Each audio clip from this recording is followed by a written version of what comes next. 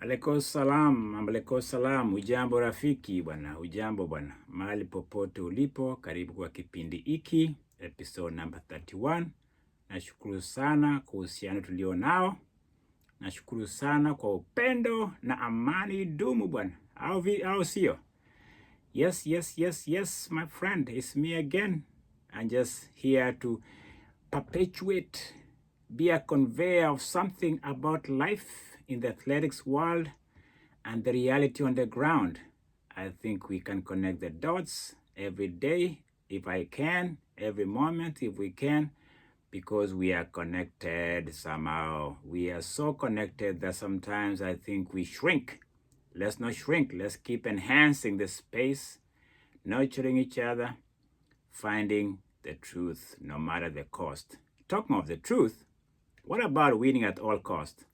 Have you heard that one? Hey, I'll win at all cost. I want to win at all cost. Yeah, that's what we think about Olympics. Whatever it takes, right? Well, yeah, not only Olympics. I think if you remember in the 90s, Mike Tyson, when cannibalizing somebody's ear, talking of ears, there was one that was almost taken out. Oh man, that was a cheap shot. What was Tonya Harding doing on Nancy's knees? Wow, I'll take you out. I want to win by all means necessary. Oh well, that's what it takes sometimes to win, right? Is it? So I'm going to just shove you out of the way, knock you out, take you out. Some other things come too, and we'll talk about that maybe in this episode. This is Joel Chestnut again, injecting some life and fluidity into the whole post-Paris. I just keep going, huh? Because if you check the dude in the back there, that's me. I don't know how I look to you, but that's me when I was crossing the bridge one day, the bridge to somewhere. I don't know how I saw myself. I think I'm into myself a little bit here today. It's okay. Why not? Just feel good, enjoy life. But I'm going to zoom in a little bit and follow what I call my paparazzi entourage into Kenya's ecosystem. Yeah, it is ecosystem. So I like to read what's on the ground. So I checked the newspaper this morning, the local newspaper, and they were having a party still in those sides of Eldoret, the home of the champions. I'll come to that. But let me talk about Captain Faith Kipyegon. She opened her mind, she opened her soul to what happened in the 5,000 meters. And it was quite telling that it really affected her. I hinted to that. I mean, if you're a human, you would know what's going on. If you're a competitor, things affect you. So we cannot think that Faith Kipyegon is a superwoman. That controversy didn't affect her. She said it did. And she says in the newspaper it affected her at the point whereby she almost wanted even not to do more than just what she did. Proud of her recalibrating her soul and winning a gold in 1,500 meters.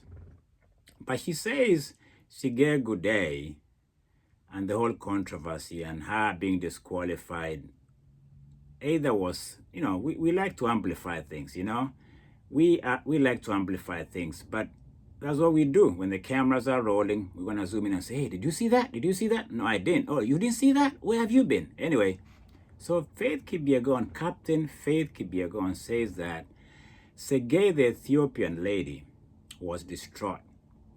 She was devastated after the fact. She's human.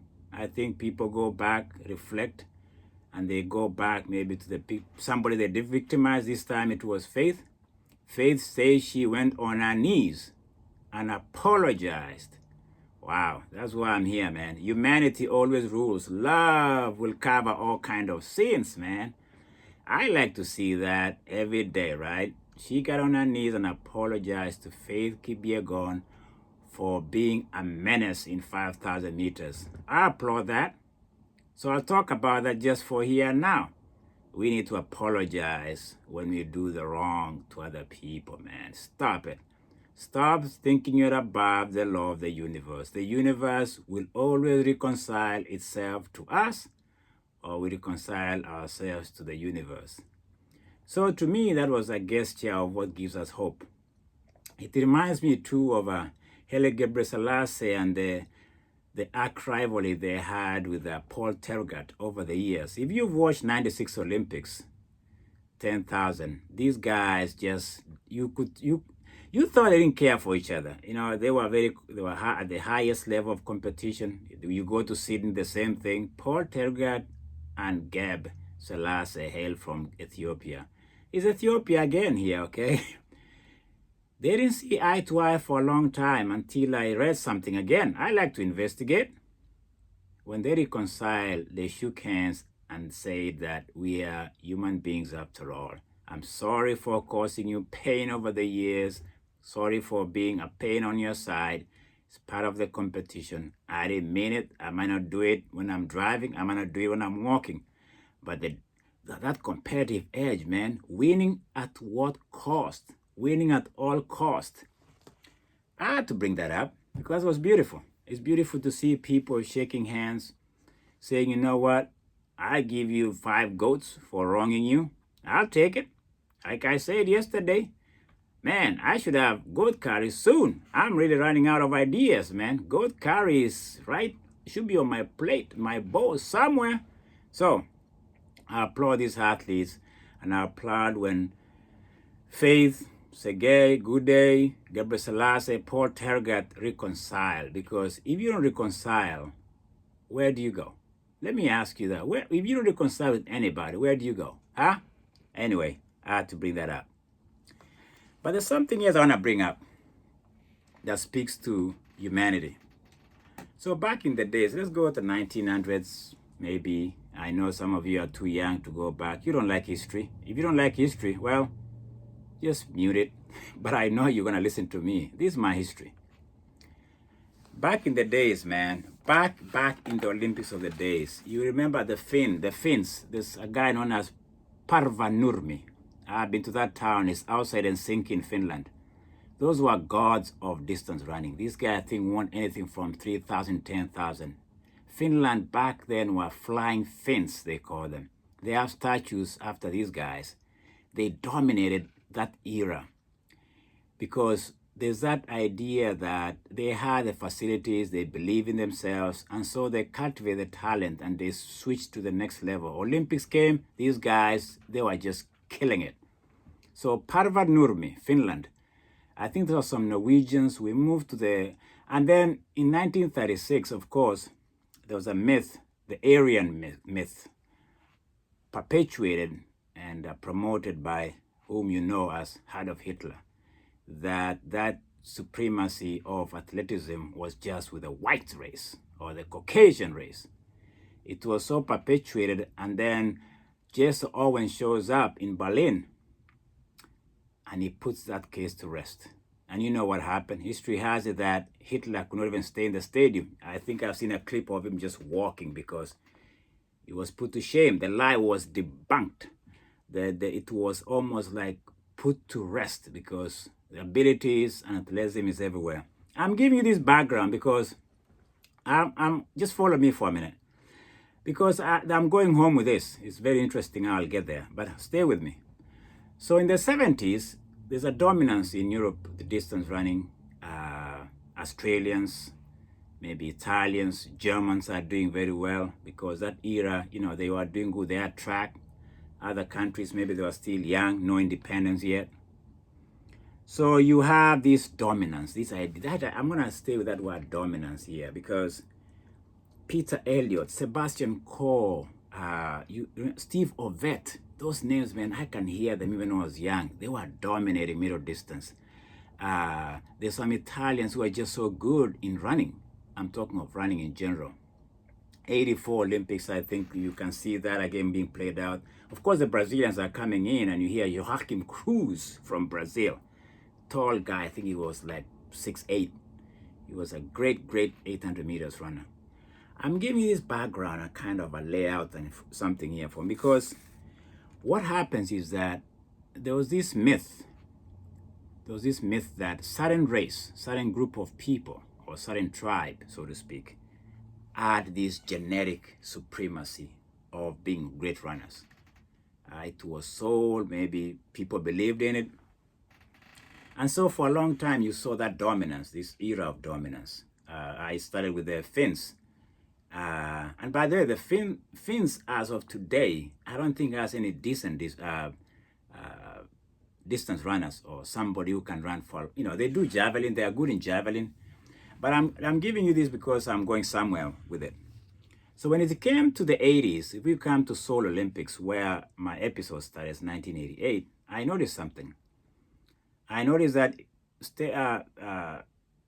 this new thing that has to kind of protect that athleticism and the mythology of dominance. So Seoul Olympics becomes what I call the crockpot of steroids. There was this idea. I think most runners, if we are very honest and look closely, were on octane. They were just overly steroidized. I don't know what that word is. They were on roids. Yeah, I like that word. They were on superroids. And I think the only person we find to be the poster boy for Seoul Olympics for drugs use or anything that enhances your abilities was Ben Johnson, the Canadian. I think to me it was just they just touched the surface. They had to make an example. Unfortunately, it's always a black dude. But that's just for that. Hey, well, Ben Johnson, he was on steroids. He admitted later. Anyway, so we have that. We have an era of cheaters or people we can call. They were not running as natural as possible, because there's something about this history that tells us some people have to do it to protect that mythology, that supremacy of athleticism. And I think it starts way back, and I think the Germans gets to be better with it, because West German athletes in the 80s were on roids at the highest level. If they were tested back then as they are doing today, wow. I mean, there was a lady who ran a 47. I think she was a Czech. She ran 47 seconds for 400 meters women. That is quick. 153 still is a West German, a woman. West German is gone anyway. It's just German right now. But I'm talking about back in the days. So that is how I'm looking at it. And so that when you believe that you have supremacy of athleticism, or you can do good because you come from a certain tribe, you are going to protect that kingdom, that mythology, whatever it takes. Is a myth. Because let's be honest, it's a myth. Because people with abilities, people with good training, we've seen in the Olympics, they can perform to every level they want. Sometimes, some people try to cheat, they get caught, and we see this. Or some people will win at all costs. They create drama and things like that. The reason why I'm going this far is because I'm bringing it home to Kenya. Because I remember when I came to this country, people just say, "Oh, you're from Kenya. Oh, so you can run," right? That is thing, And then, interestingly, people outside Kenya will ask me that question, and they agree because I have this, whatever. I can run. I say, "Oh yeah, I'm a runner."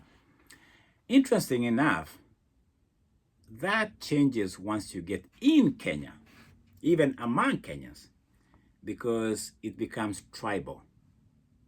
So when I'm Kalenjin, so wona kimbia, so you are Kalenjin, so you can run. So it is now becomes this idea that we own it. We, the Kalenjins, own this gene, the gene component that keeps us running. You see where I'm going with this? If you remember that myth, the Caucasian myth and the Aryan nation supremacy of it. So we've come to believe, and I think this is where I'm going, like I'm going to bang it. I'm going to just crash the door with it. This idea that because you're Kalenjin, because you are from either Nandi, Kipsigis, I don't know how many are there, I don't know, Masai, Turkana, you can run, is a myth. It is. Not everybody runs because they're Kalenjins. I have relatives who don't even want to walk. Okay? So this mythology and this idea that we are so good was sold. I think it's been perpetuated. It's been kind of a it becomes a brainwashing mechanism. It becomes almost like a drug. It's almost like a cult, whereby you have so many believing they can do it. And yes, trust me, 80% maybe of people who do it who run in Kenya are from the Kalenjin.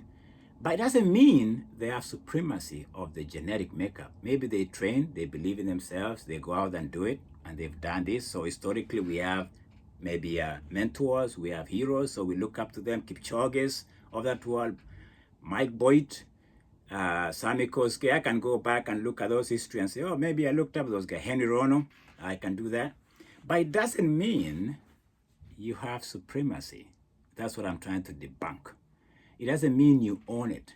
It doesn't mean now because we've been doing so well, the home of Kenyan runners is a certain place. Home of the champions to me should be Kenya. Kenyans should feel that when they get at the airport or they enter that whatever boundaries, they are at home. Because you know what? It's wrong. It's wrong because when you look at Olympics, we have John Gugi, Julius Karaoke, we have Boniface Muchero, we have people like Douglas Wakihuri, Samuel Wanjiro. I can go on. You want me to go on? I'll go on. I'll give you the names. I'll give you Helen Obiri. I remember Ondoro Soro. I remember Ondieki. These guys don't come from home of the champions, but they are champions. They are Kenyans. That's what I'm trying to say. This idea that we've tribalized it, this idea that we made ourselves look supreme, we made ourselves look like anybody else has to come home so that they feel welcome, I think it's a myth. It's divisive, and it's wrong. I think I was watching Botswanese athletes arriving in Gaborone. The airport was packed all the way to the stadiums because they are Botswanese. Ethiopians are Ethiopians because they are Ethiopian runners. Why do we play this tribe nonsense? It's killing us. It's killing us. We don't have supremacy. We don't have the dominant gene of athleticism in Kenya. Omanyala is a sprinter. Who cares where he comes from? I even don't know. Wanyonyi, my boy, is from Elgon, those mountainside. He's a bot. Why do I have to play tribe with him? But you know what? These stupid, massive elites, they play that tribe. They play that tribal card. It's as if we have to fight each other for us to see who is in the top of the pyramid. Home of the champions is not a city. It's a country. And that's what I'm trying to say. If we start to play this supremacy that was played for a long time, starting with Hitler, we're going on the wrong path, Kenyans. I'm sorry. I'll speak to this. Do you know why? We've gone so far as protecting that supremacy to the point whereby we have to use steroids now to protect the territory and the supremacy. What a sad state of affairs. 80%, even higher, of people who've been busted and found cheating in my country. In fact, right now we are blacklisted as a steroid nation when it comes to athletics. You know why? Because the world has caught up with us. So we have to protect the myth. You remember the West Germans protecting the myth of the fact that they were good and they were superior? We, the so-called home of the champions, think we are superior. Think we have the genetic code. So we're gonna use steroids when the world is the playing field is even. People are catching up with the fact that we had this steeplechase dominance, or 1500, whatever sport event you're talking about, even marathon. So what we're gonna do? Cheat. Go cheat. We got a problem. We need to demystify, debunk, and realize that we can only be honest and embrace Kenyans as a nation, not as a tribe. What about that? Can you take that home? Yes, I'm taking it home because I saw it. I've been watching this for a long time. And this history tells me that any lie will be exposed. Kenyans, you notice, we've been exposed in these Olympics. Men have been exposed. And I think it's because we've been playing this game of thinking we have supremacy. No, we don't. We just need to be smarter. The world is catching up with us, and we stop this idea of barricading ourselves in the home of the champions and realize that we can do better by acknowledging our flaws, acknowledging our mythology that we are better. Kalenjins are not better in Kenya. As like I said, look at the list. We got Olympians from all parts of Kenya. Because you know me, as a human being, growing up, I was 5 years old. I live in some sides of Kenya that had nothing to do with tribe, but a different tribe. I lived there. I was exposed to different people in Kenya. I remember sometimes when people speak to me, hey, huyo kiongozi wenu, whatever that nonsense is, I don't play allegiance to anybody except the universe and anything beyond that. Kiongozi wenu, I don't know about that. Anyway, I was here to debunk the myth that the home of the champions, this idea of winning by all costs, even have to cheat because you have to protect the mythology and the supremacy of athleticism that we think we own. It's a bunch of nonsense. West German was found wanting. Russians went rushing for roids, and now they've been suspended from Olympics for a while. West Germans did that. The Chinese tried it. They wanted to be better.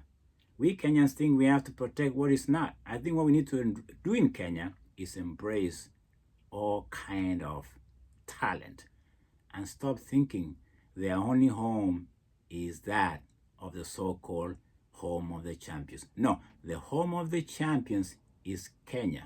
Hands down, man. Stop it. That was me. I had to speak to some truth. And the truth is, we need to reconcile. We need to stop hiding behind the myth. Because you know what? Humanity sometimes has to be made uncomfortable. And it was me. If you're uncomfortable, I am too. See you later.